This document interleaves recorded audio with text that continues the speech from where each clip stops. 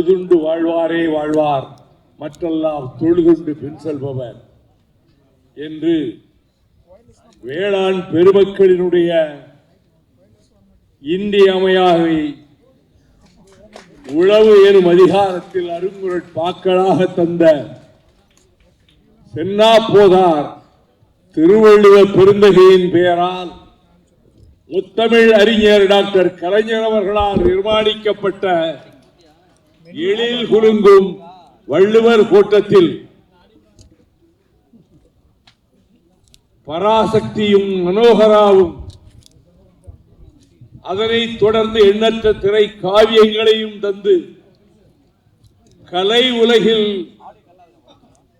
அழியாத புகழை பெற்று இமயத்தின் சிகரமாக கால கல்வெட்டாக திகழ்கிற அண்ணன் கலைஞர் அவர்களால் வாழ்க்கை பார்க்கப்பட்டவர்கள்தான் நடிகர் திலகமாகட்டும், மக்கள் திலகமாகட்டும், ஜொலிக்கும் நட்சத்திரங்களை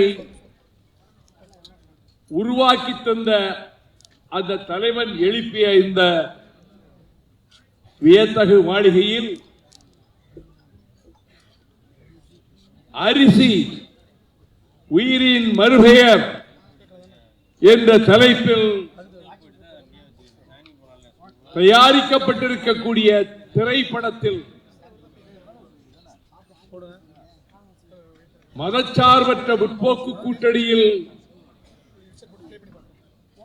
பகைவர்களை வீழ்த்துகின்ற போர் ஆயுதங்களில் ஒருவராக கருதப்படுகிற இந்திய கம்யூனிஸ்ட் கட்சியினுடைய முன்னணி தலைவர் அன்பு அண்ணன் முத்தரசர் அவர்கள் இந்த காவியத்தில் உழவனாகவே மாறியிருக்கிறார். நடிப்புக்கலை என்பதை அவர் பயின்றவர் அல்ல, ஆனால் இயற்கையாக அவர் கட்டியிருக்கிற தலைப்பாகையும் தொழி உழவு என்றுதான் எங்கள் பக்கத்தில் சொல்வார்கள்.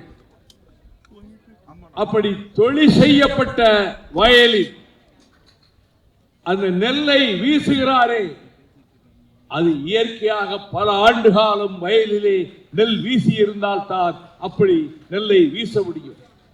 அதை வீசிக்கொண்டே வருபவர் சின்னஞ்சிறு பிள்ளையாக தொழுவத்திலே கட்டப்பட்டிருந்த தன்னுடைய அந்த மாட்டை விலை பேசி விற்றதற்கு பின்னரும் அதை போய் முகத்தை நீவி கொடுக்கின்ற பாசத்தை பொழிந்து எல்லை காக்கும் ராணுவத்தில் படை வீரராக உலவி நாட்டை காக்க படையில் சேர்ந்தேன், இந்த மண்ணை காக்கவும் வேளாண் பெருமக்களின் உரிமைகளை காக்கவும் நான் களத்திலே நிற்கிறேன் என்று நான் மதித்து வருகிற எண்ணற்ற வெள்ளித்திரை நட்சத்திரங்களில் பெயர்களை அடுக்கிக் கொண்டே போகலாம். அந்த வரிசையில் ஒரு குணச்சித்திர நடிகராகவும் ஆவேசத்தை வெளிப்படுத்தி எதிரிகளோடு மோதுகிற காட்சிகளில்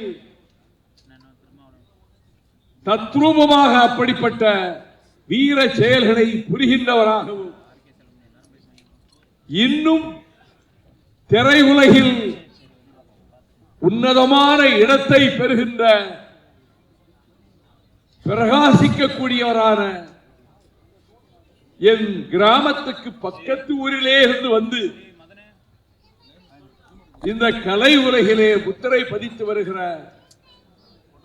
ஆருயிர் சகோதரர் சமுத்திரக்கனி அவர்களே, இந்த நிகழ்ச்சிக்கு வந்து பெருமை சேர்த்திருக்கின்ற தமிழக அரசினுடைய துணை முதலமைச்சர், இளைஞர் பட்டாளத்தை வார்ப்பித்து வழிநடத்தி வருகிற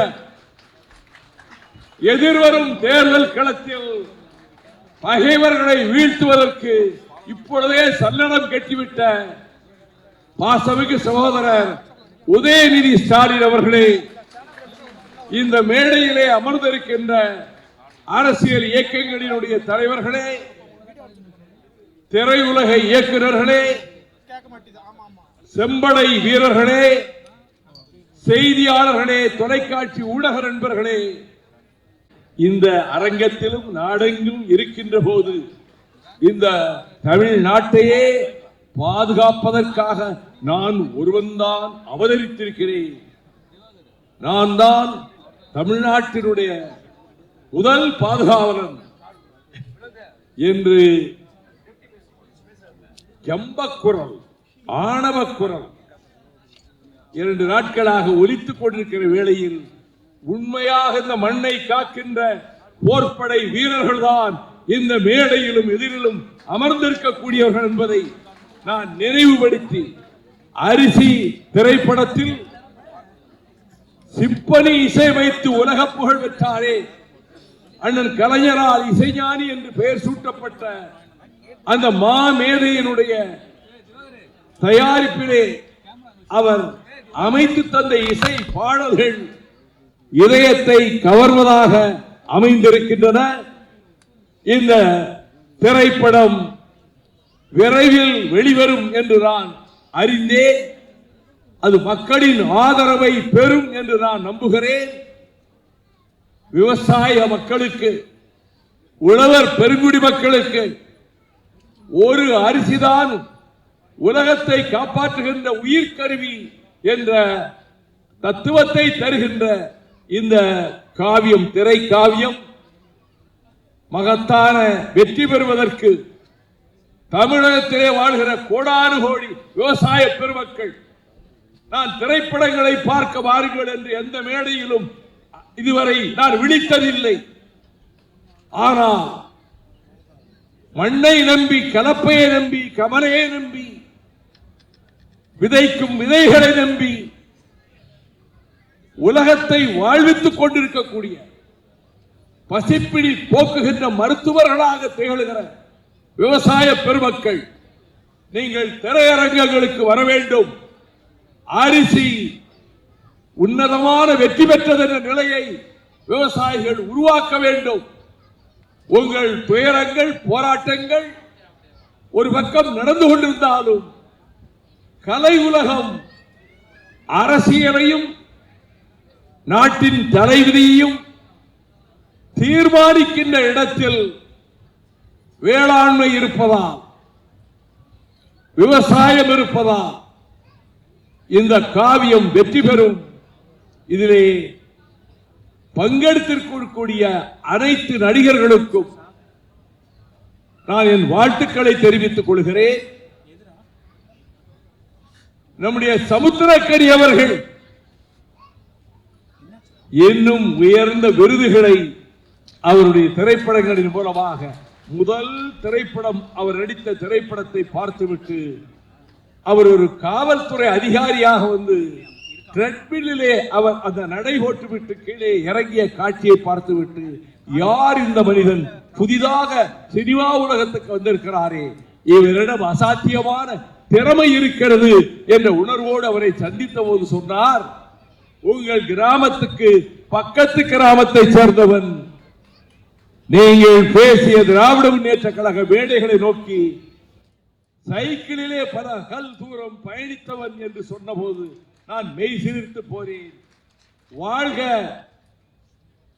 இந்த திரைப்படத்தை தயாரித்தவர்களின் எதிர்காலம், சமுத்திரக்கனி அவர்கள் புகழ் பெருக, இயக்குனர் இன்னும் பல காவியங்களை தயாரிக்க வாய்ப்புகள் பெருக, இந்த நிகழ்ச்சியில் கலந்து கொள்ளக்கூடிய வாய்ப்பை தந்த என்னை உயிராக நேசிக்கிற அண்ணன் முத்தரசன் அவர்களுக்கும் என் பாராட்டுக்களையும் வாழ்த்துக்களையும் தெரிவித்து வெல்வோம். விடைபெறுகிறேன். நன்றி, வணக்கம். அரிசி திரைப்படத்தின்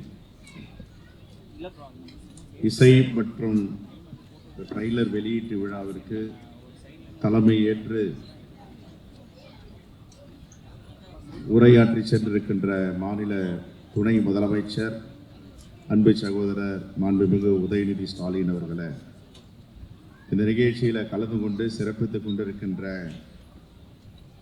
திரைப்பட இயக்குனர், திரைப்பட நடிகர் என் அன்பு சகோதரர் சமுத்திரகனி அவர்களே, விடுதலை சிறுத்தைகளின் தலைவர் எழுச்சி தமிழர் அண்ணன் தொல் திருமாவளவன் அவர்களே, இந்திய கம்யூனிஸ்ட் மார்க்சிஸ்ட் கட்சியின் மாநில செயலாளர் தோழர் பே சண்முகம் அவர்களே, இந்திய கம்யூனிஸ்ட் கட்சியின் மாநில செயலாளர் தோழர் வீரபாண்டியன் அவர்களே, இந்த நிகழ்ச்சியில கலந்து கொண்டு சிறப்பித்துக் கொண்டிருக்கின்ற வெற்றி இயக்குனர் அண்ணன் RK செல்வமணி அவர்களே, மற்றும் இந்த நிகழ்ச்சியில் கலந்து கொண்டிருக்கின்ற இந்திய யூனியன் முஸ்லீம் லீக்கின் தலைவர் பேராசிரியர் தகைசால் தமிழர் ஐயா காதர் மொய்தீன் அவர்களே, சட்டமன்ற உறுப்பினர் அன்பு சகோதரர் பாலாஜி அவர்களே, மருத்துவர் ஷர்மிளா அவர்களே, மற்றும் நாடாளுமன்ற சட்டமன்ற உறுப்பினர்களே, எங்களுடைய காங்கிரஸ் பேரியக்கத்தின் துணைத் தலைவர் அண்ணன் சொர்ணா சேதராமன் அவர்களே, நாங்குநேரி சட்டமன்ற உறுப்பினர் அன்பு சகோதரர் ரூபியார் மனோகரன் அவர்களே, மற்றும் இந்த திரைப்படத்தில் நடித்திருக்கின்ற திரைப்பட நடிகர், நடிகைகள், இயக்குனர் மற்றும் எல்லோருக்கும் எங்களுடைய செங்கோடி ஏந்தி வந்திருக்கின்ற தோழர்களுக்கு வணக்கத்தை தெரிவித்து, இந்த திரைப்படம் என்பது ஒரு வெற்றி திரைப்படமாக மாற வேண்டும்.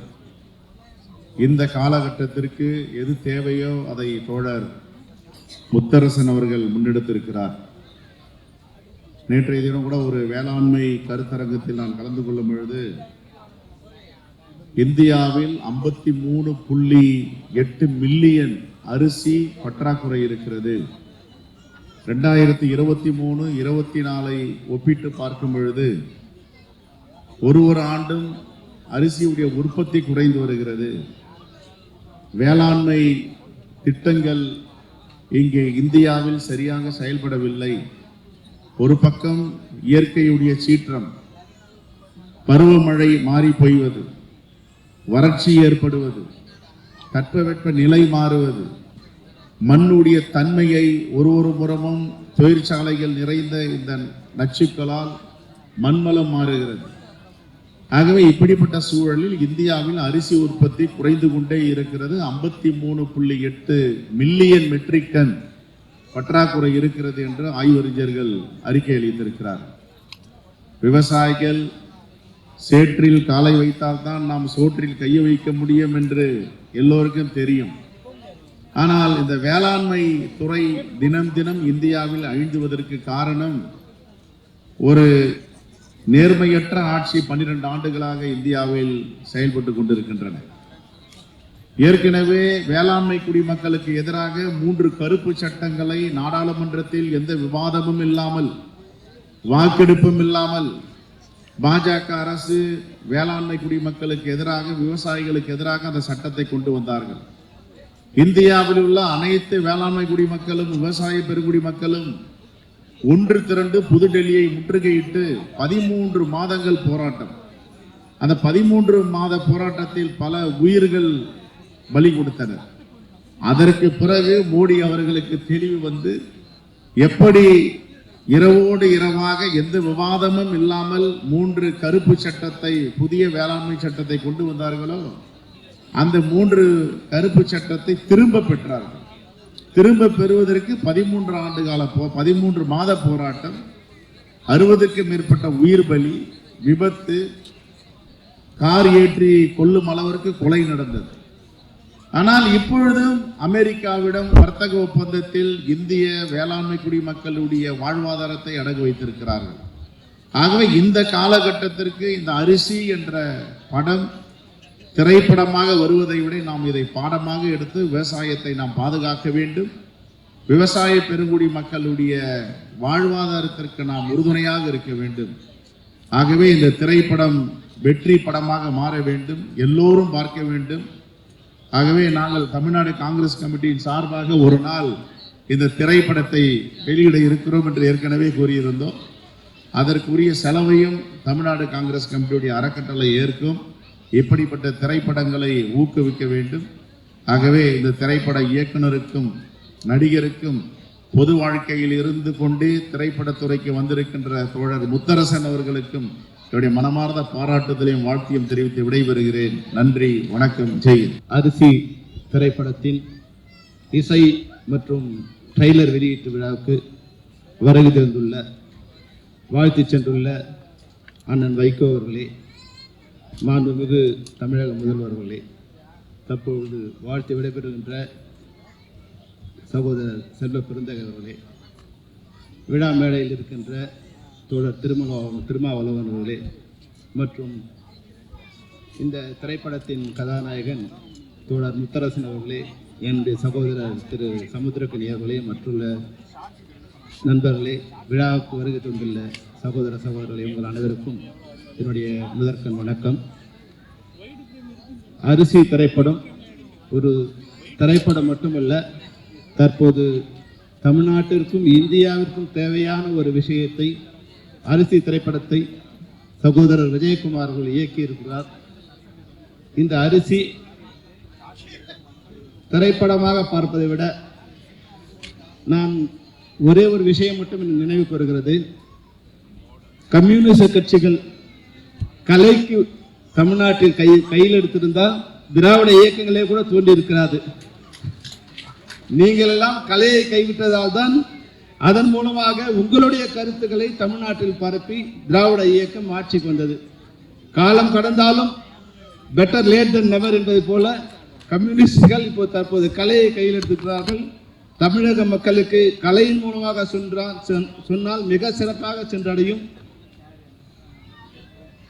தற்போதுள்ள சூழ்நிலையில் திரைப்படத்துறையில் அரிசி போன்ற திரைப்படங்களை இயக்குவதோ அதை வெளிக்கொண்டு வருவதோ சாதாரண விஷயம் அல்ல.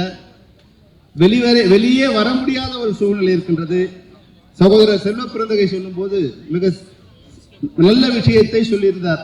அதாவது அரிசி பற்றாக்குறை இருக்கிறது, ஆனால் விவசாய பொருட்களை மற்ற நாடுகளில் இறக்குமதி செய்தால் இருக்கின்ற விவசாயிகள் கூட செத்து போவார்கள் என்ற உண்மை யாருக்கு தெரிகின்றதோ இல்லை, இந்த அரசாங்கத்துக்கு இன்னும் தெரியவில்லை.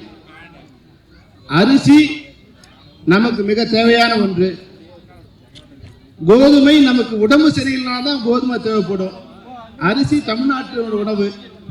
இந்த அரிசியை கோதுமை ஜெயிக்க கூடாது, கோதுமையை மக்காச்சோளம் ஜெயிக்க கூடாது. அதுதான் இந்த அரிசி திரைப்படத்தின் மூலம் நாங்க சொல்ல விரும்புற விஷயம். அமெரிக்காவில் நம்மள மாதிரி 10 சென்ட் 20 சென்ட் 30 சென்ட் வச்சுக்கிற குறுநில விவசாயிகளே கிடையாது. 1000 acre 2000 acre 3000 acre 100 acre 100,000 acre வரைக்கும் வச்சுக்கிட்டு விவசாயம் பண்றவங்க 1000 ஏக்கரை 2 விவசாய தொழிலாளர்கள் வச்சு வேலை செய்ய முடியும். கம்பேர் பண்ணும்போது நம்மளை விட அவங்களுக்கு உற்பத்தி செய்கிற விலை ரொம்ப குறைவு. அந்த விலையோடு நம்ம விவசாயிகள் போராட முடியாது. ஏற்கனவே நம்ம விவசாயிக்கு தகுந்த விலை இல்லாமல் செத்துக்கிட்டு இருக்காங்க. இதுல மார்க்கெட்டை விவசாய பொருட்களுக்கு ஓபன் பண்ணிவிட்டா விவசாயிகள் அரிசி பற்றாக்குறை போல விவசாயிகளும் பற்றாக்குறை ஆயிடுவாங்க. அதுதான் இந்த நாட்டோட நிலைமை. தயவு செய்து இது ஆளுங்கட்சி ஆளுநருங்க மத்தியில் ஆளுறவங்களோ இதை சரியா உணர்ந்துகிட்டோம். இதுதான் அரிசி திரைப்படம் மூலமா இந்த விழா மூலமா மக்களுக்கு நாங்கள் சொல்ல நினைக்கிற விஷயம். அரிசி நம்மளுடைய உயிர்னு சொல்லியிருக்காங்க. நிச்சயமா இந்த அரிசியை காப்பாற்ற வேண்டியது. அரிசியை மட்டும் இல்லை, அரிசி திரைப்படத்தை நீங்கள் பொதுமக்களாகிய நீங்கள், ஏன்னா நல்ல படம் வரலையே நல்ல படம் வரலையே நம்ம புலம்பிக்கிட்டே இருப்போம்.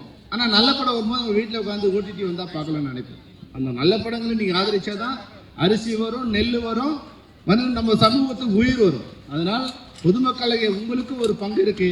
அரிசி போன்ற திரைப்படங்களை நீங்கள் வரவேற்பு தந்து அதே படங்கள் போல நிறைய படங்கள் வருவதற்கான ஒரு வாய்ப்பை உருவாக்கி தர வேண்டும் என்று கூறி உங்களிடம் விடைபெறுகின்றேன். நன்றி, வணக்கம்.